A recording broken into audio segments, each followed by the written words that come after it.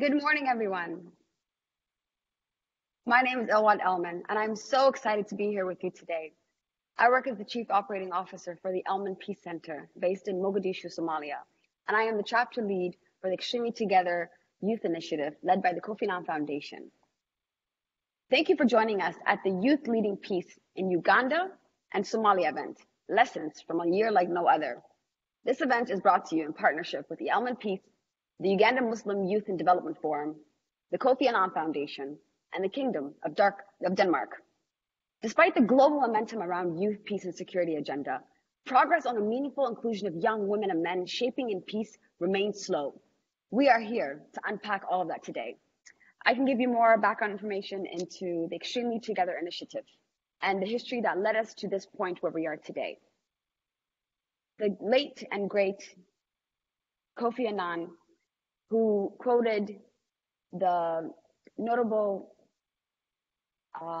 mention, "You are never too young to lead," took it upon himself to mentor and identify 10 young leaders from all around the world, one of which was me, as well as Hassan, who is leading the Extremely Together chapter in Uganda.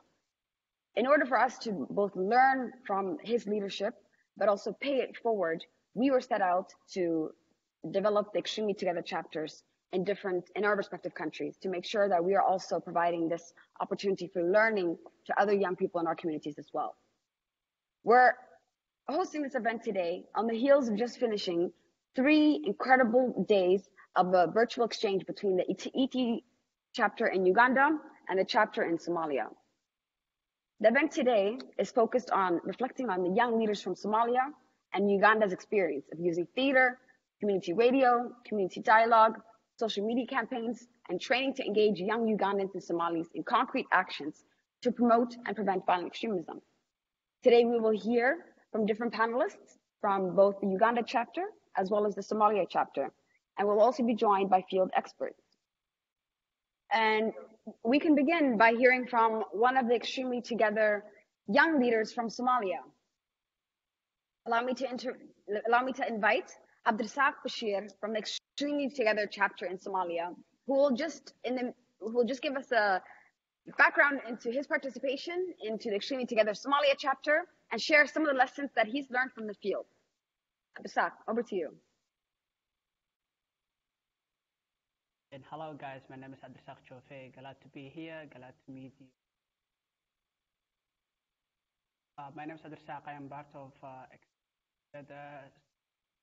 Somalia. I just go down to the current context in Somalia. Let me just go down to the youth that the problem is that Somali youth have.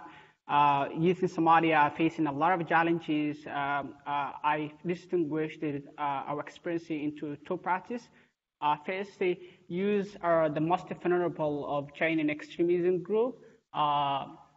Somali population is estimated to 15 million, and 80% of them are youth. Most of that huge number are not working. I mean, the employability of Somali youth is higher.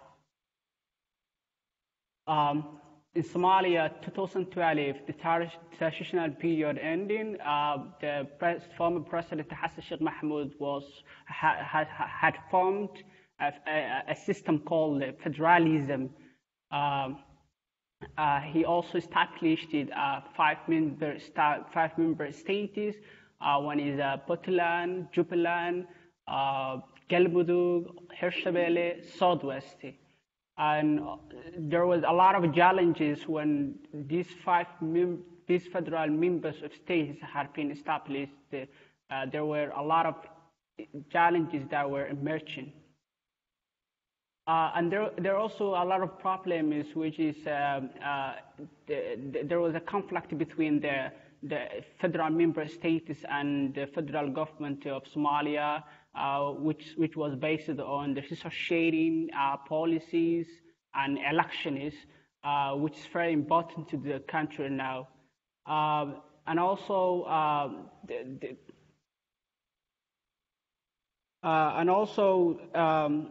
we know the country situation was worsening for the past months. and this affected Somali youth massively. Meanwhile, youth in Somalia have no access to. Before I go down the access that Somalis have no. There is a system called 4.5, which had been established years ago by the government, by the what I can call transitional periods and before the transitional periods. Meanwhile, youth in Somalia have no access to take part in decision-making tables. That shows you even that when it comes to political, we have no voice. If I go down to the other slide, no, before the slide. Despite many challenges, most of the Somali youth stood up for making a peace in Somalia, where the political stalemate and extremism groups are existing now. Youth in Somalia are now making a peace, but also they are not now only making a peace, but also they are partaking in humanitarian issues. As a chapter of Somalia, extremely chapter of Somalia, we've done a lot of things.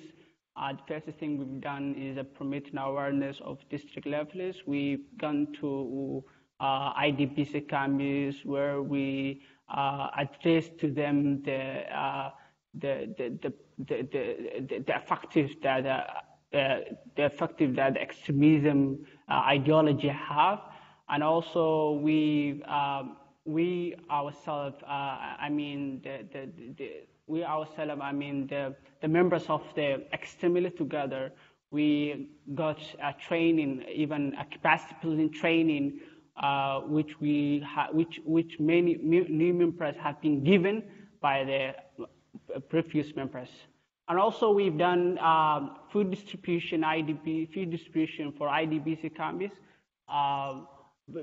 While during our food distribution communities, for IDPs communities, we were using posters, even what I can call T-shirts with slogans like, which is written slogans like peace, for instance, Nabada nas la nugul in Somali, Nabada nas la nugul. If I just translate to English, I think peace is important for ourselves, something like that. In conclusion, in spite of the tough challenges we are facing as a youth, we are determined to make our dreams true and make long-lasting peace in our country. That's it. Thank you very much for having me.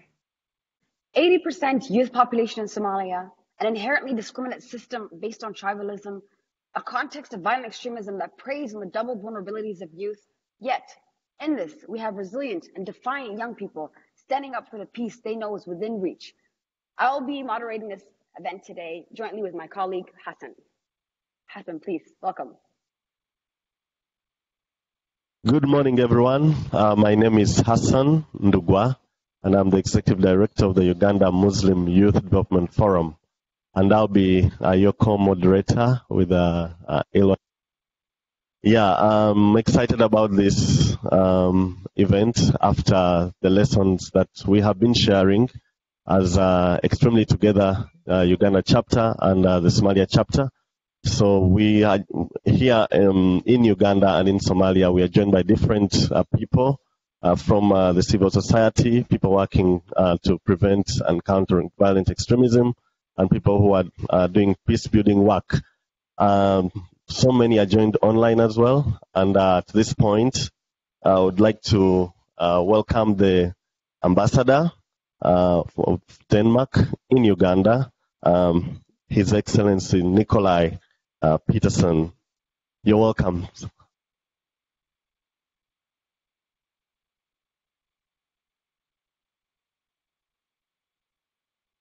Thank you very much, and thank you so much for having me, and a big hello to Mogadishu. How are you? Good to see you. Great. Good. It's really good to be here today, even though the weather is not so friendly today, but it's good for Uganda to get some rain now. We've been missing that. It's been a really great pleasure for me to join this session and provide opening remarks for what I believe will be a very interesting event dealing with an issue that is both topical and, I would argue, deserving of increased attention from stakeholders in the East African region as well as the international community. When COVID-19 pandemic hit the world more than 1 year ago, its tentacles rapidly reached more or less every individual human being on the planet. It has impacted our daily lives ever since. The last year has truly been a year like no other. We are all together in a wish and a prayer that we will, as soon as possible, be able to move beyond the crisis and the challenges it has brought to our lives. I am very happy to talk about youth leading peace in Uganda and Somalia. The role of youth in peace building cannot be overemphasized. The wheel of peace and development of any country lies on the shoulders of how productive and creative the youthful populations are. The youth in any society are the engine of peace and stability, and also from a negative to a negative side, war and instability. Peace and security is one issue that has surely not waited for us. Rather, the last year has shown worrying developments in East Africa and in the Horn of Africa, where we are right now. Recent development in Tigray, ongoing developments in South Sudan, and the current situation in Somalia shows us that conflicts are developing and situations are deteriorating, unfortunately. In Mozambique, news of the gruesome acts by militants linked to the Islamic State that have been ongoing for the last many months are very worrying. Here in Uganda, we've just come out of a turbulent election.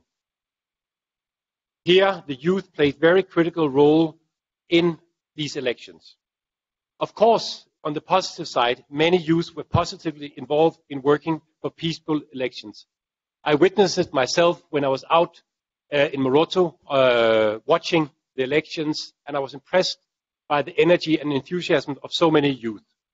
However, there was also a notable number that were involved in what should have been avoidable violent incidents. These incidents were often a result of frustrations and feeling left out of the electoral process and due to economic frustrations. That can never be an excuse for violence, but it does explain behavior. Turning to Somalia, in the delayed electoral process in Somalia, youth are not being included. They're not being heard, and they still cannot vote for their own leadership. Engaging and mobilizing youth and giving them a platform to increase accountability between Somali citizens and the Somali leadership remains absolutely key. Whereas many youth are victims of conflict situations, many are also perpetrators. Majority of those who are perpetrators are victims of circumstances such as unemployment, frustrations, and hopelessness. It is tragic that many of the youth who are productive and energetic remains unemployed, that they continue to suffer from poor health, and that they lack sufficient support. These make them vulnerable to extremism.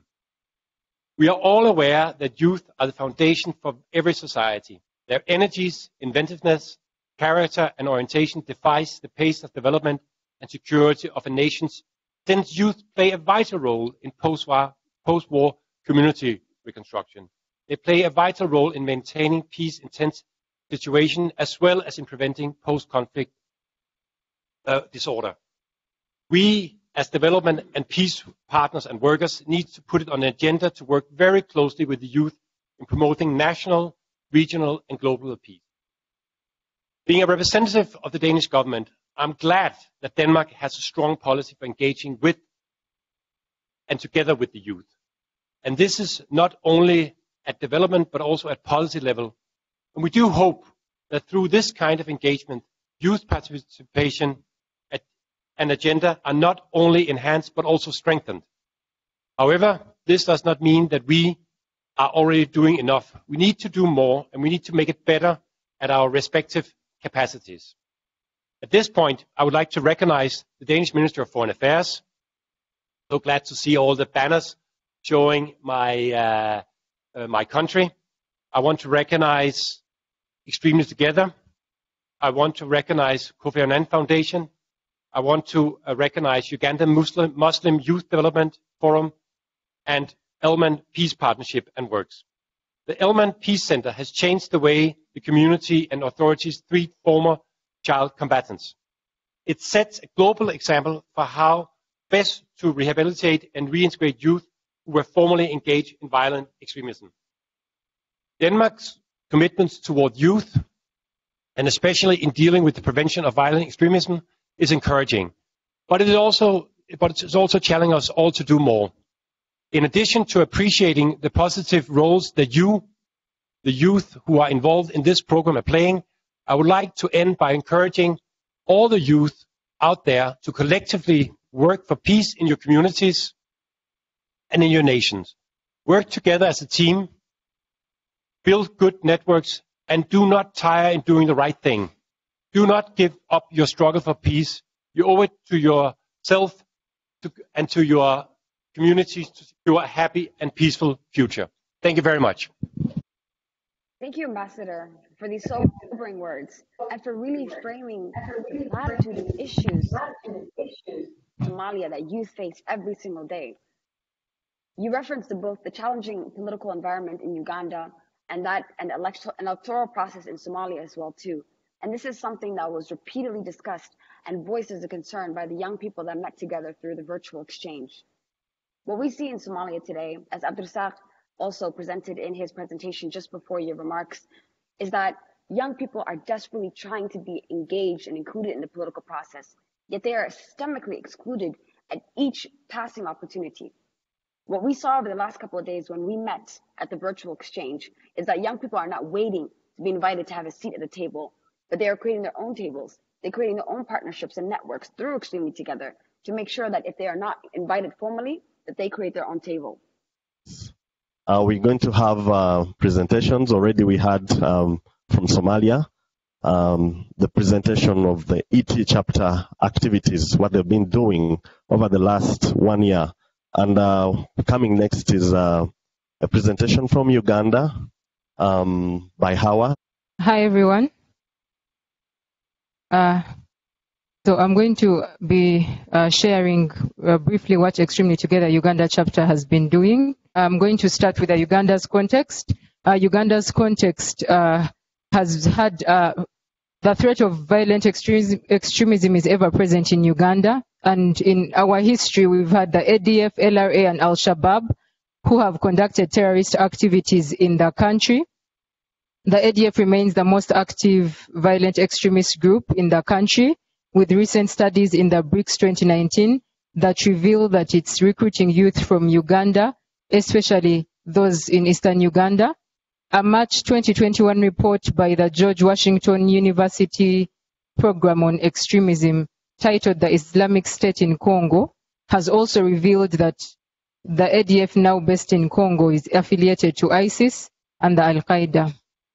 So among the violent extremism drivers include rampant unemployment, divisive religious, social, and political narratives used to recruit young people, peer recruitment, family member recruitment, animosity towards Muslims, marginalization, involuntary involvement, security force abuse, and ideological reasons.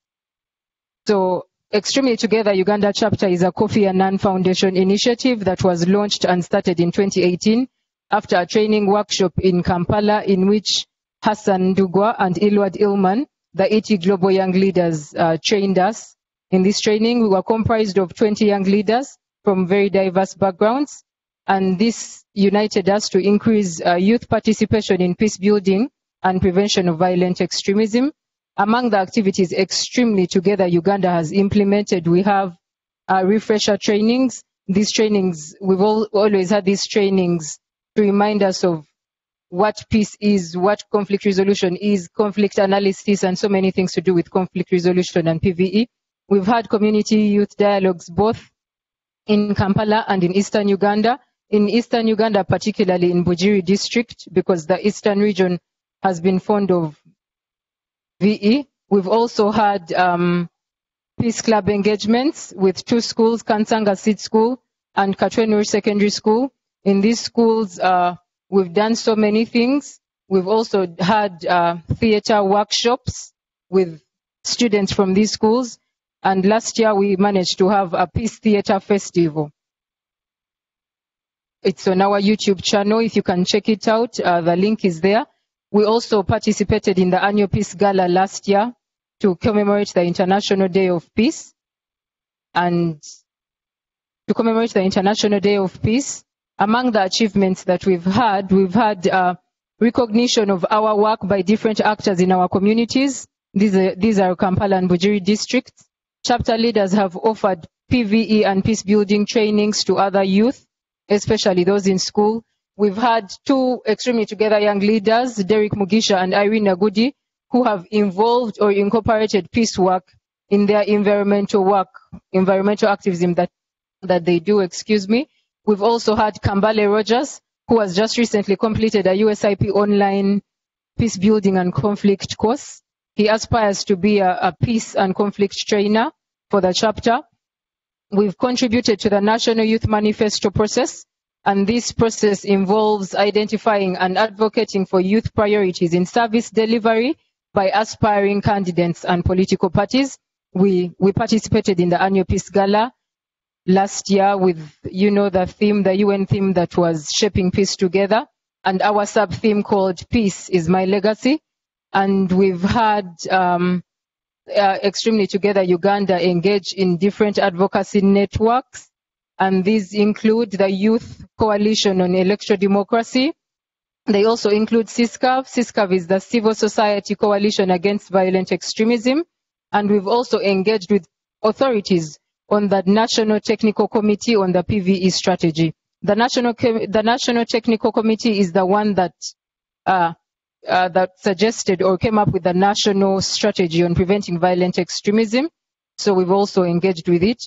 Community dialogues, the community dialogues that we have done have inspired the formation of dispute mediation teams for pre and post elections. This was to ensure that we have peace during, before and after the elections.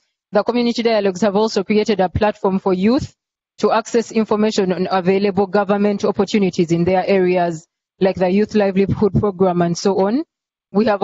These dialogues have also fostered mutual respect and understanding between youth and their leaders. So this has also helped, bridge the gap, the wide gap that exists between the leaders and the youth. We've also had these Peace Club activities, the Peace Club engagements we do.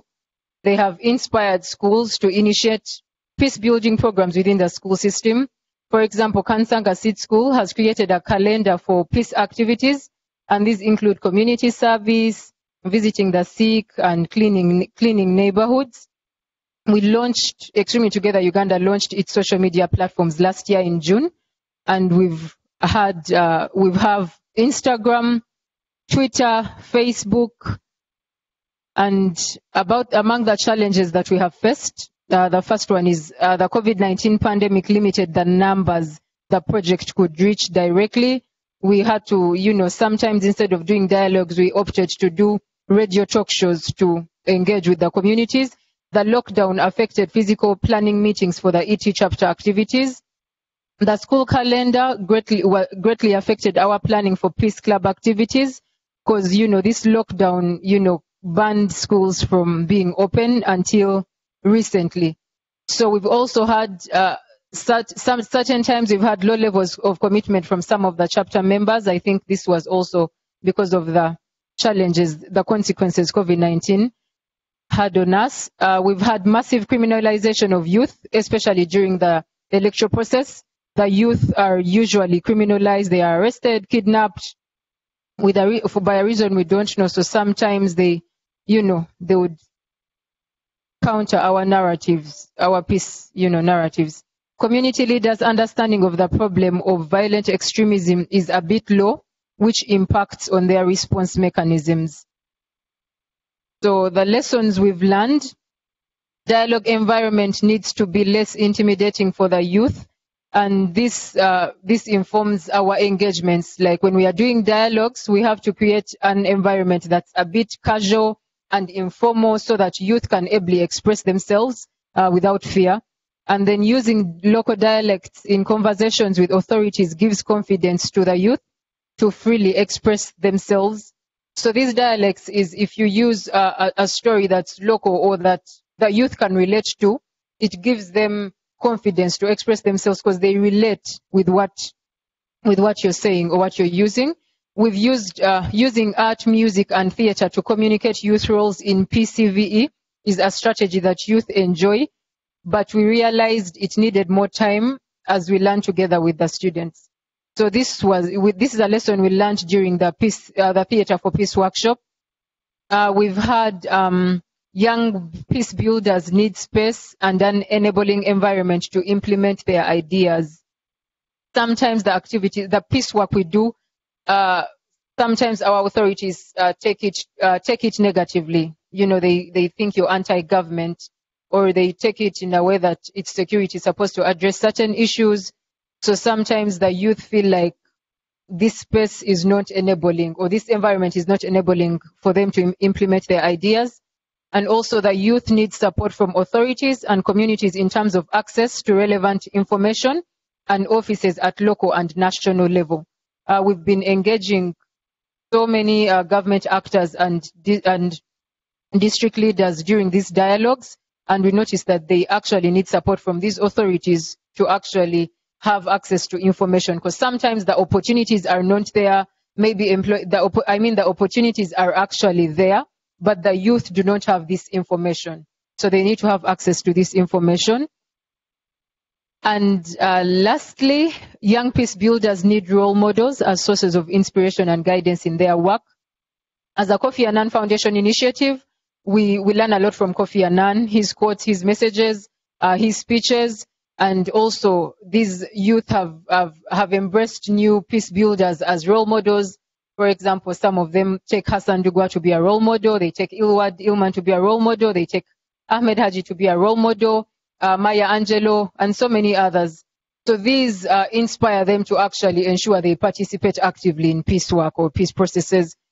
Preventing violent extremism work continues to be viewed in security lenses by authorities at local and national level, which affects collaboration between young peace builders and authorities. And as I had thrown more light on this before, yeah. So this brings us to the end of this. Thank you for listening. I want to show no video. Okay, I will not show the video because of time. Thank you very much. Yes, thank you so much, Hawa, for that very incredible presentation.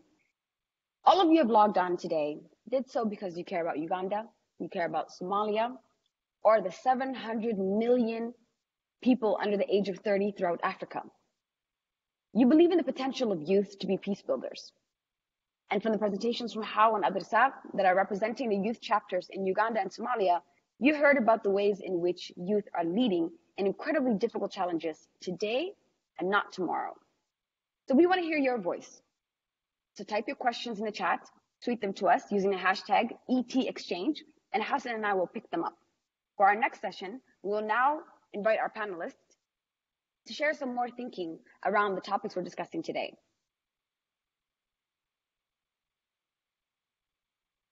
I'll first invite Nasteha Abdurrahman from the ET Somalia chapter to answer the first question, which is, what lessons can be drawn from the chapter's first year on how to foster youth-led initiatives on preventing violent extremism?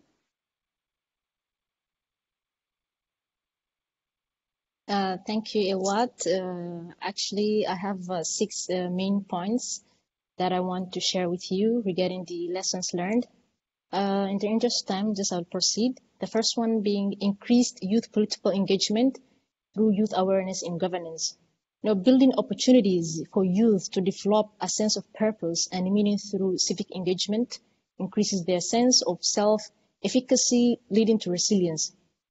We went to do advocacy election campaign for One Person, One Vote, whereby we realized that there was a lack of awareness in the importance, on the importance of the youth's role in the politics. And this is one of the main reasons, like, it's different in the context of Somalia, like, the president being elected by the parliaments, and the parliaments are elected by the delegates. So in that sense, there was no space for the youth or the civilians to take part. So what we realized that there was a big issue here, and then we had a collaboration with the student representative councils in those top universities, where we called them for workshops held at the center. And we provided civic education. We told them how important they are to take part in politics, to know their roles, And in the discussions, we created a safe space whereby they could voice out their opinions. And, the lesson learned is that the youth are now more aware, the importance they have in this role. And on the other hand, we also had collaborations with other youths, whereby we also had meetings with representatives of the political parties, where we presented our activities and how we want to do, or the support that they can give us. And we also had we had the ability to produce a lot of youth, through building their capacity. And in this sense, we had even held workshops, 5 days training workshops, and 2 days refresher training. And we also did advocacy campaign in 4 schools, because we realized that drug was also another main issue that could lead the young generation who are in primary and high school level, that they didn't know the impact of drugs and how it can lead this to violent extremism. So we were given the opportunity to deliver the message during the assembly time. So the approximate number the message was delivered was 100 students per school, and the schools were 4. So the message reached 400 participants, and and from there on, we actually talked about empowering participants so that they can train others through education, enabling them to contribute more effectively to their peers and be aware of the violent extremism and the negative impacts drugs have on their lives. So we had also given a discussion part whereby there was a practical elements and approach for, on how the teachers can develop ownership of the provided pedagogical tools aimed to strengthen the resilience and critical thinking skills in pupils. And on the other hand, we also had, social media impact, the presence of social media. The Somalia chapter continued the content, on maybe going for live in Facebook when we have some certain events. So it's seen the impact through where many of the youth liked our activities, and nowadays the youth in Somalia, social media is another big influencer that has main effects on the youth's behavior. And engaging youth inside the social media platform is very important to go through the vulnerable groups in the society and do actions on the reality of the ground.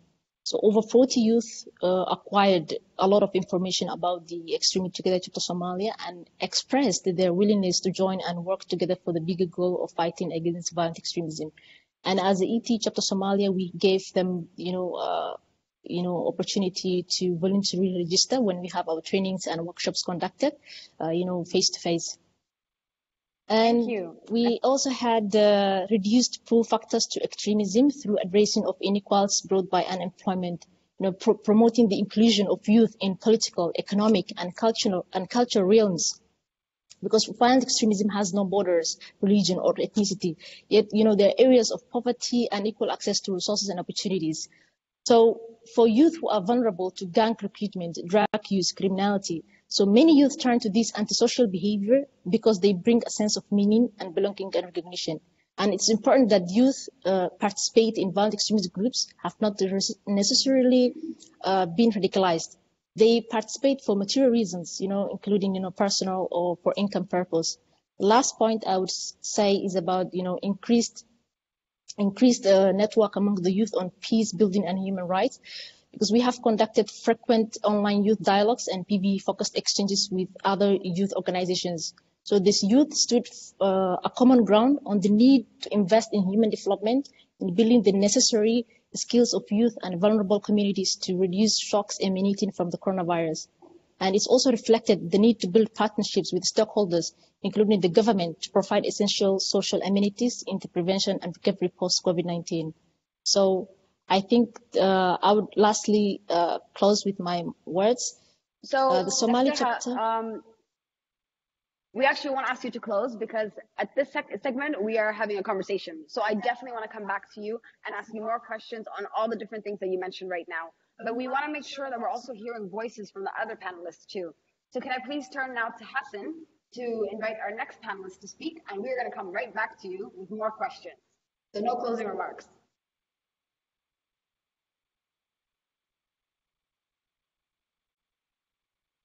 Social media is a critical tool in engaging people in preventing and countering violent extremism, and I can attest to what the Somalia chapter has been doing. Right now, I would like to go to our second panelist, Sadat Zagaziwa, who's going to respond to the question. Our next panelist, Sadat Zagaziwa from Uganda, from Extremism Chapter Uganda. He's going to respond to the question, what challenges do young people face in their peace-building efforts? Yes, thank you so much. Once again, I'm Sadat Zagaziwa, the gang peace ambassador. I do more of promoting peace in the gang, in the ghettos. Yes, in responding to what has been, to the question, we need to appreciate that all over the world, young people are the majority that want to see peace in the world. But we have very many challenges. First and foremost, in the context of Africa and Uganda, it is the securitarization of issues. Securitarization of issues. For example, now the issue of the pandemic, coronavirus.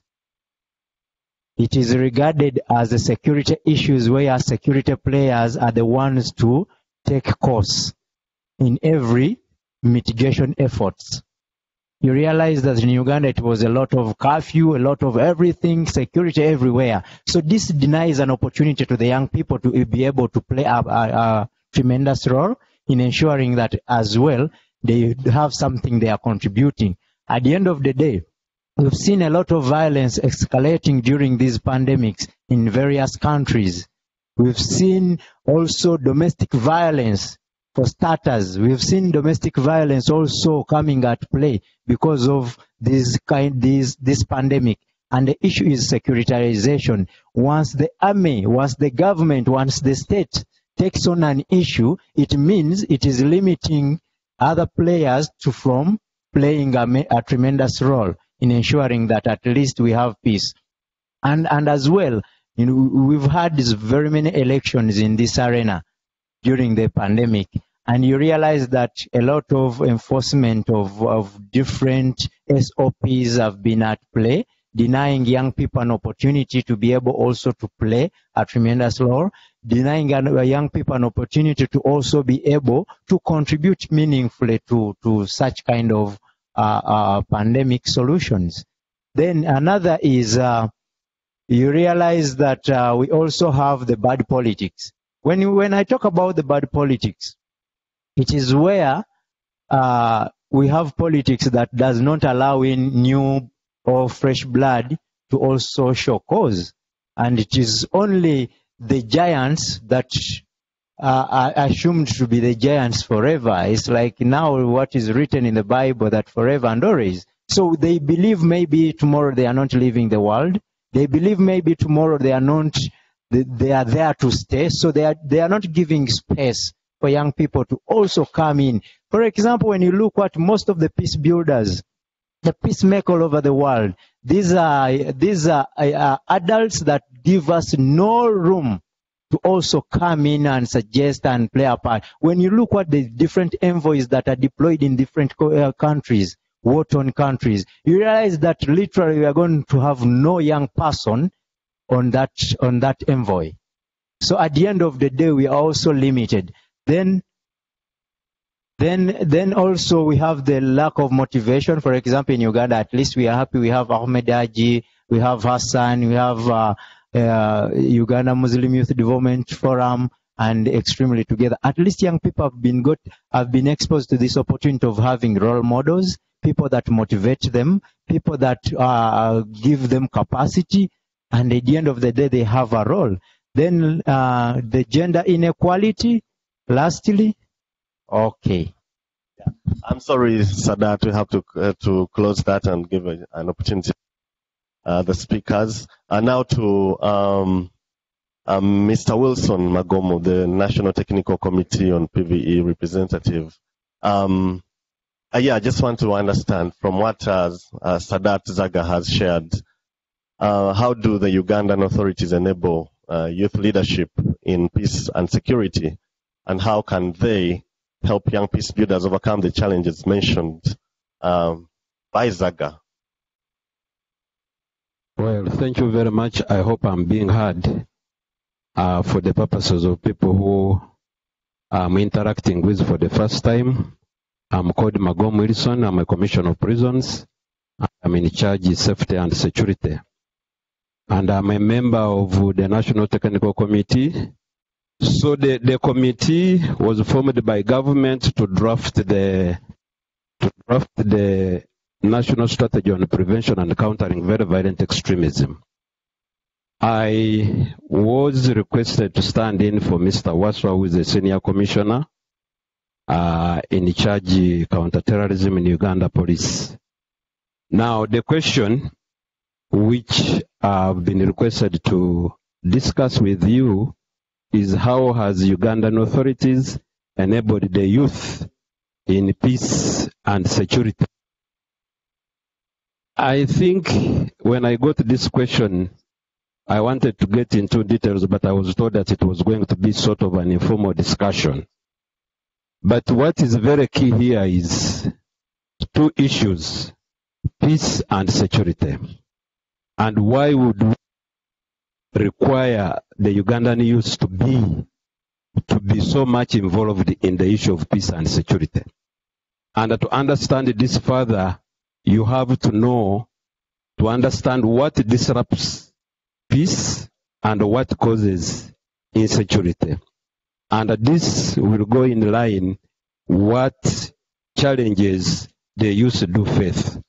Because all the discussants I've had, they're all talking about the challenges that the youth have.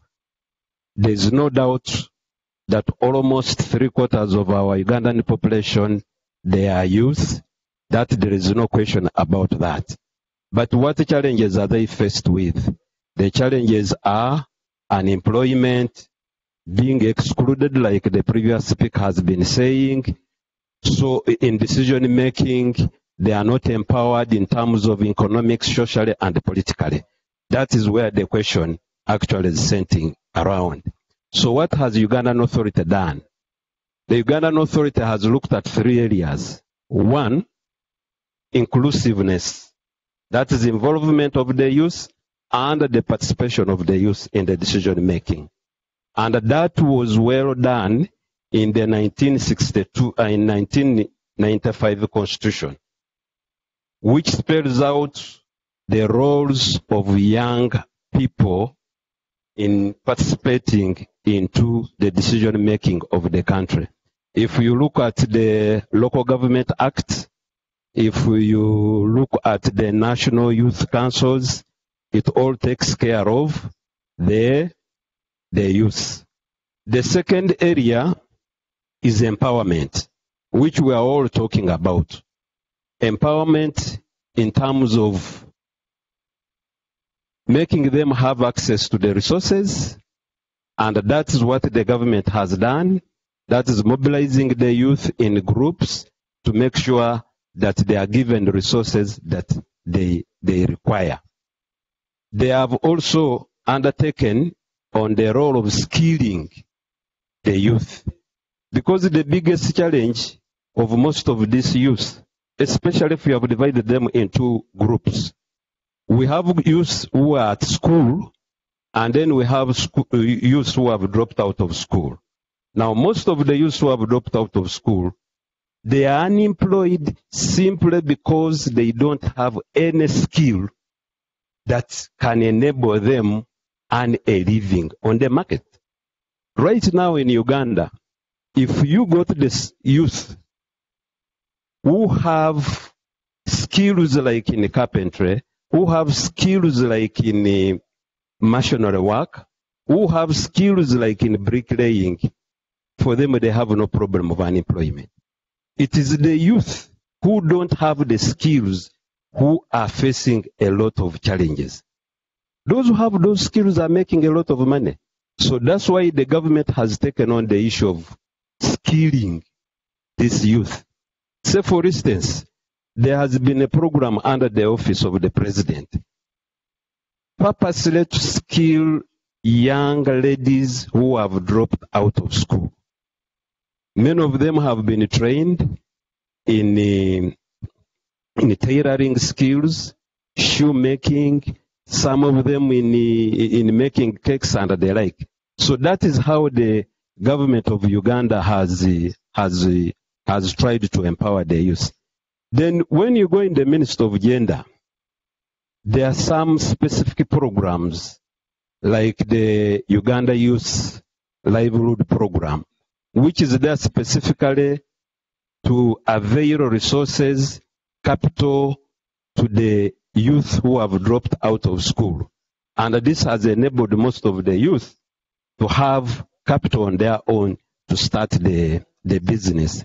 There is also Women Empowerment Program, which specifically targets women exclusively, and this has really done a lot to help the youth. So those are the few areas that I can mention. I don't know whether the organizers want me to continue. What I thank you.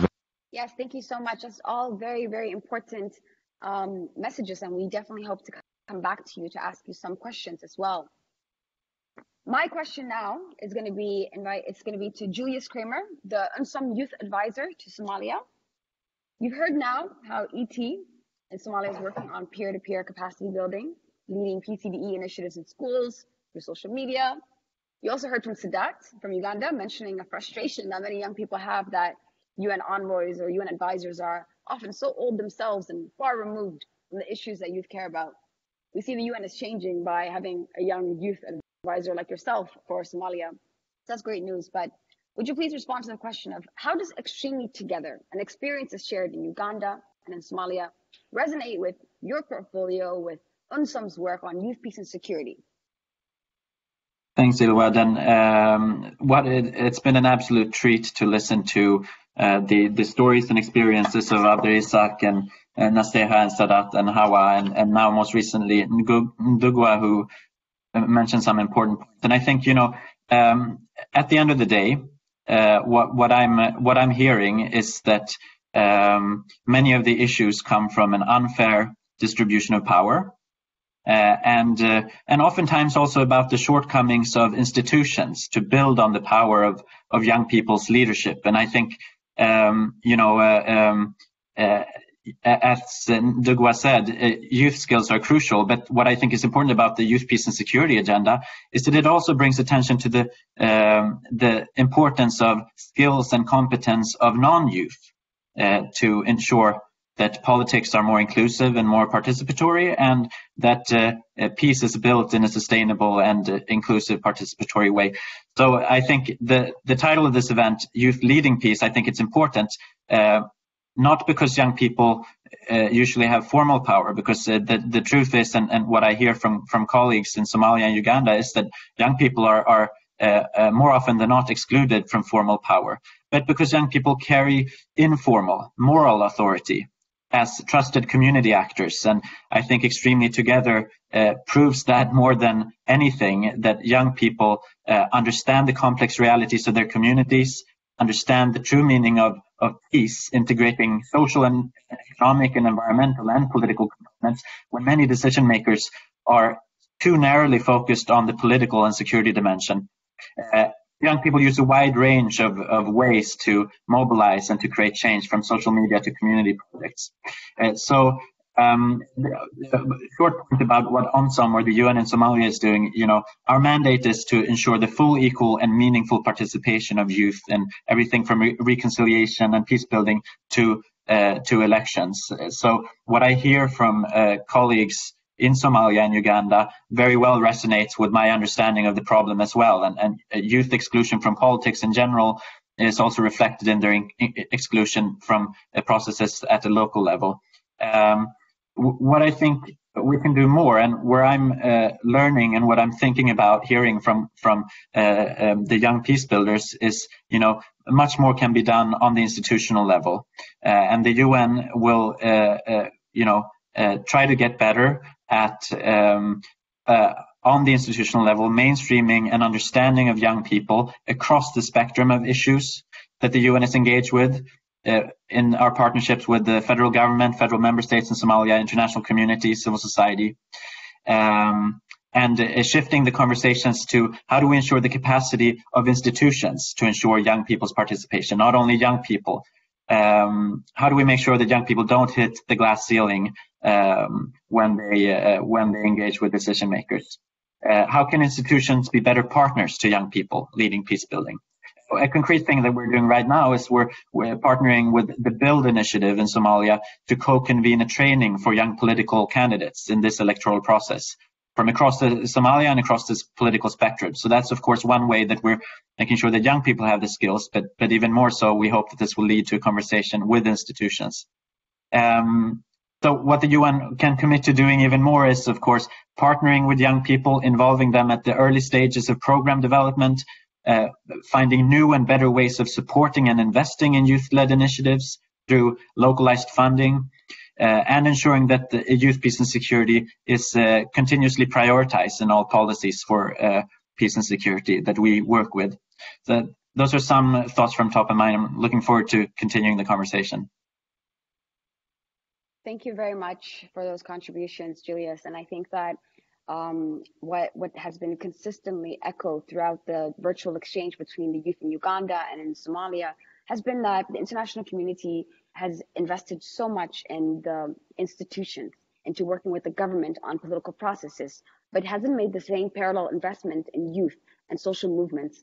And that's why we're all very grateful for the support from both Denmark and from the Kofi Annan Foundation for also investing in social mobility, civic participation, and empowering young people so that they can be built up to function and work together with the institutions. But we do hope to see the political stalemate that we're facing in Somalia come to an end soon, to see continued engagement with your office and the young people at the Somalia chapter, so that together, outside of the traditional systems of power, there are opportunities for young people to engage meaningfully. I want to give an opportunity for the panelists to respond to some of the questions that are also being shared in the chat before we close up the event. So Hassan, would you help me with selecting some questions that are directed at a specific person? They can answer them, or otherwise we can just have our panelists answer the questions. Yes. Okay. Yeah, looking through the questions coming in from the chat, I can see Matthew Loher is asking, how can youth who don't have access to internet and these forums be reached and supported? Would you like to go Zaga for that, or Mr. Wilson or Kramer, any of the panelists? First, once again, I'm Sadat Zaga.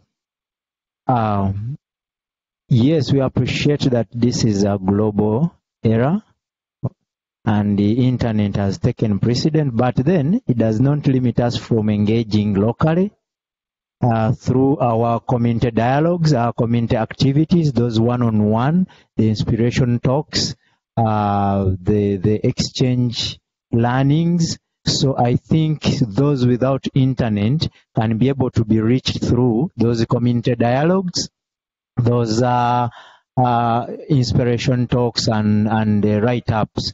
Even the peace messages themselves can reach them. So I believe it starts with the self-satisfaction that everywhere you are, you appreciate and the concept of peace.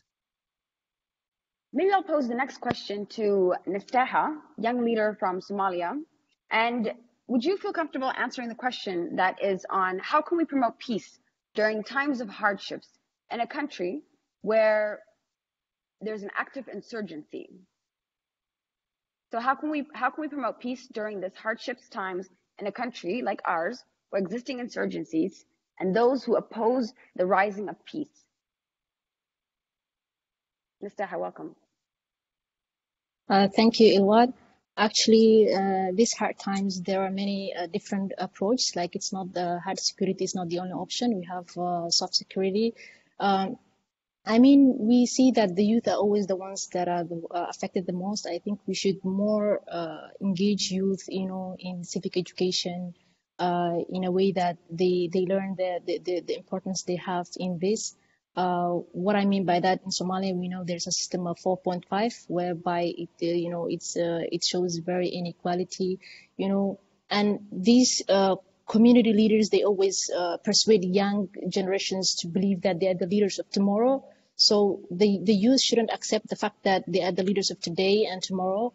And the other thing is that the youth should always, you know, find ways to educate themselves from both, you know, religious perspective and secular, because religious perspective, this is why they easily get manipulated with extremist ideologies.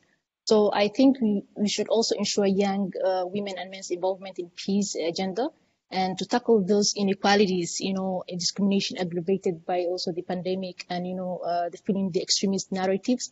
And lastly, we should also encourage the youth to take part, you know, initiatives that aim mitigation of violent extremism. Okay, I wanted to say that we can also use music, dance and drama, like to pass on the message of peace, and we can also use sports as other avenues, how we can preach peace to the people who can't access internet. Yeah, that's what I wanted to say. Thank you, Sham. Thank you, Sham. Yeah, there's a question from Ahmed from Somalia. How are you ensuring inclusivity for IDPs and marginalized communities in Somalia? It seems that this group has been left out in every part of our social life. I think that goes to Nasteha. Thank you, Hassan. Basically, we actually don't leave. We always make inclusivity of everyone to take part in this, you know, and we give the most focus on these, you know, most vulnerable, and you know, what we do, how we reach our message to those people, because they are the people who are, like, you know, without access, you know, or don't have access to the internet. So basically, our team members, they go to the IDPs, you know, they spread the message while wearing T-shirts, you know, that shows peace message, and they give the message through word of mouth. And, you know, sometimes what we do, we also invite them to the center where we give food distribution at the same time, deliver our messages. And I think they are the ones who are really mostly affected by the, you know, the pandemic. And that's why we focus our intentions on them, how we can deliver the message and how we can help them. And that's why we always go there physically while maintaining the distance. Maybe I'll add on that as well too. It's important that when we speak about Somalia and IDPs as well too, it's important to know that due to the protracted conflict, that nearly 1 million people are internally displaced in Somalia themselves as well. So we have young people coming from the IDP communities that are part of Extremely Together. They are not a separate group of the community that we're reaching out to, but they are part and parcel of the very community that ET's Somalia chapter is.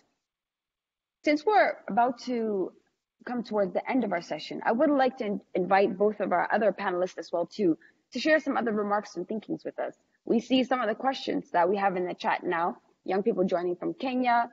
Obviously, we have the ET youth in Somalia and Uganda. What do you think about cross-border cooperation between youth and collectively working towards peace? What is the role that both governments have to take in that light? And what is the role that the UN can take in empowering cross-border advocacy and joint initiatives of youth in the Horn and East of Africa to collectively combat some of these challenges that we're seeing in the region today? Yeah, Ilwad, if you don't mind me jumping in on this one, I think I think you're pointing to something incredibly important here, and the cross-border cooperation, and I think this also ties into, you know, How can we build more inclusive youth movements? How can we reach beyond the communities that have access to the internet? And I think these types of youth-led initiatives and networks are a key to that. And what I think the UN can do is, and this also relates to what people have said about inclusive decision making and what you said, Ilwad, on institutions. We can focus more on institutions. On the responsibility, well, let's say this, we can focus both more and less on institutions. More on institutions when it comes to their responsibility to ensure youth participation and understanding the obstacles to youth participation posed by institutions, old practices, old ways of doing peace, and how institutions can change to be fit for purpose. But honestly, I think we need to focus a little bit less on institutions in some ways, and institutions and powerful politicians as the only way of achieving peace, or as a natural way of achieving peace at all, because I think we need to pay more attention to peace in general at the grassroots level. What builds society's resilience, not only what is a threat to peace, what drives conflict, but what is it that builds society's resilience. And that forces us to look at youth movements, social movements, local youth-led initiatives that have no affiliation with an organization or that have an affiliation with a large organization. And this is about understanding society's social glue, understanding, neighbors checking on neighbors, young people supporting one another. And that's both at the very local community level, whether that's, between families, between clans, or at the regional level between countries where there might be political differences or different obstacles for interaction at the political level, where young people can really build that bridge. So focus on what young women and men have been doing since long before the UN Security Council adopted the YPS agenda, which is, building this local resilience and social glue. And I think the UN will do two things. We'll get better at applying a youth lens in all our programming, but most of all, I think we need to get better at ensuring youth participation, going from consultation to conversation, and seeing young people as equal partners rather than just, a vulnerable group to tick off. So those are some reflections from my part, and I've learned a lot from this conversation, and looking forward to engaging with the colleagues in this conversation beyond. Consultation to conversation. I think that's a really important note. And I think just before we also wrap up here, I'd like to acknowledge that we have Mr. Wilson, a Commissioner of Prisons, Safety and Security Operations from Uganda, joining this youth event, staying the whole way through, giving us his expertise. And I think that also is a manifestation of going from consultation to conversation and meaningfully participating with young people. Mr. Wilson, can we invite you to share a few remarks with us on the importance of government cooperation with young people as well? Thank you very much. I agree with the previous speaker that there is a lot to do, especially whether we should rely on the institutions or we should look for other alternatives.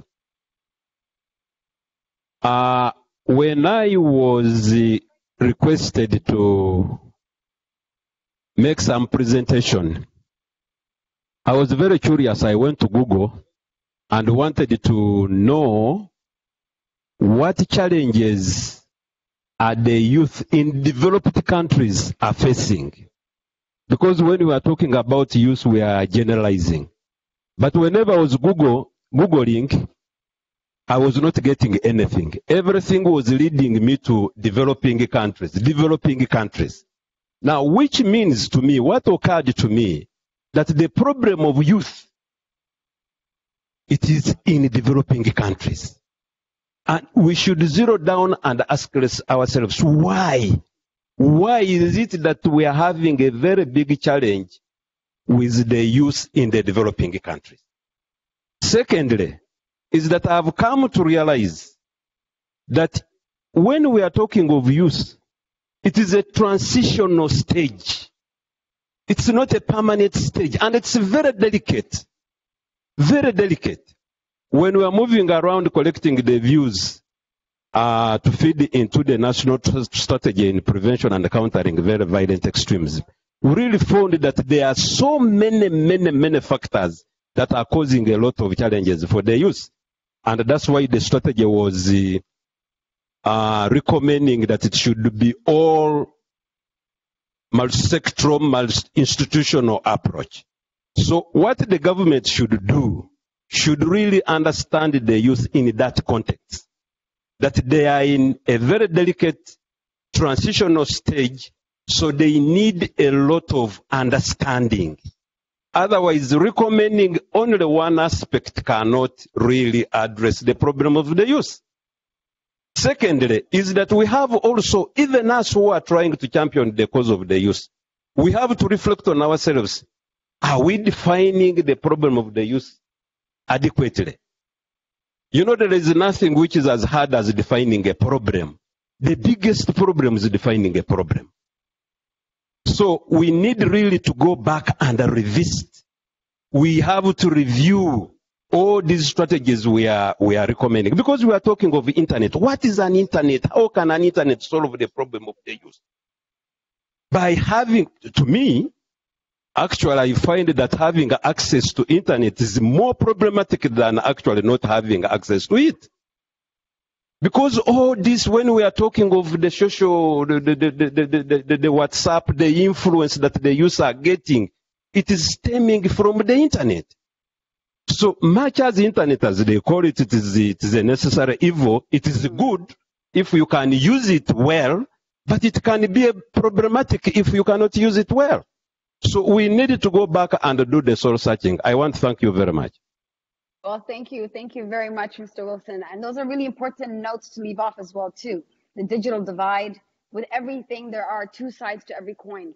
And what we're getting now from clearly what you have much more to share with us is that you might be open for joining us for another dialogue and picking your brain a bit more. And that really is to go back to the chat as well, too. We have a lot of important questions that are coming in at this hour, and we are at the end of the program. We had a bit of a rocky start, but this really is not the end.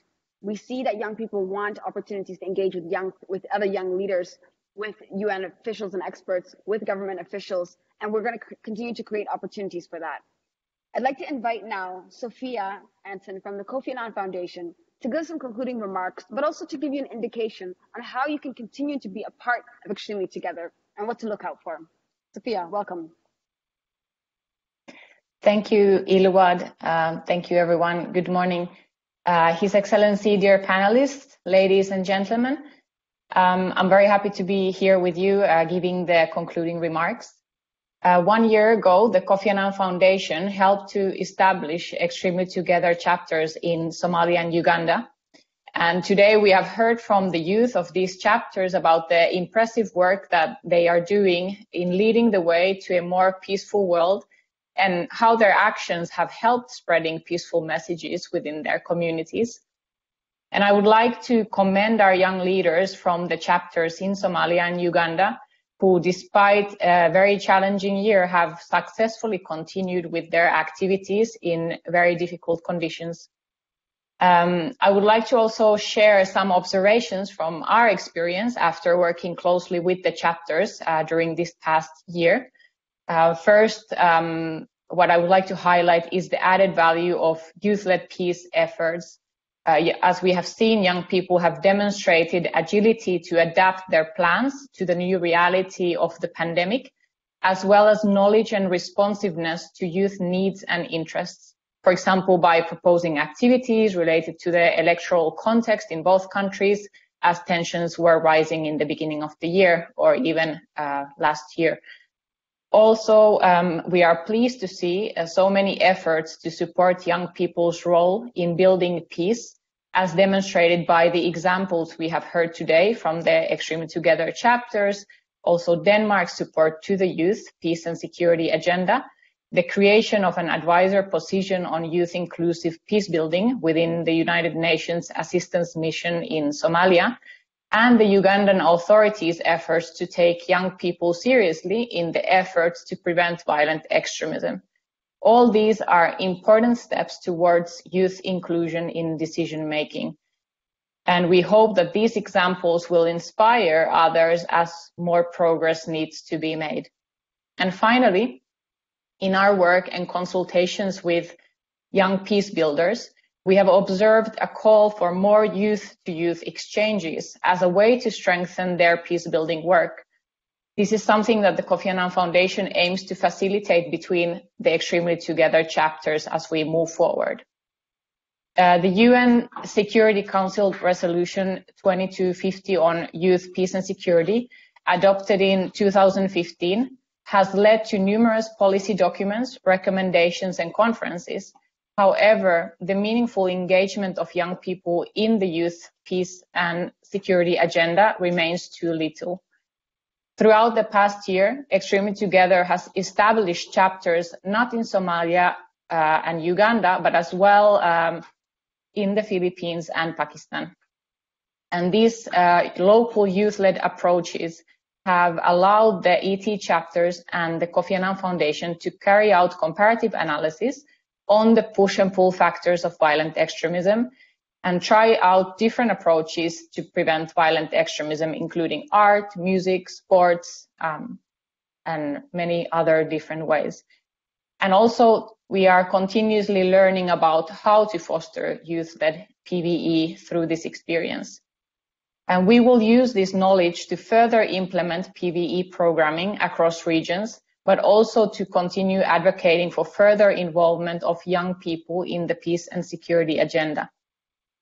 These efforts made by youth within all the Extremely Together chapters show that young people can and want to take leadership in creating more peaceful and cohesive societies.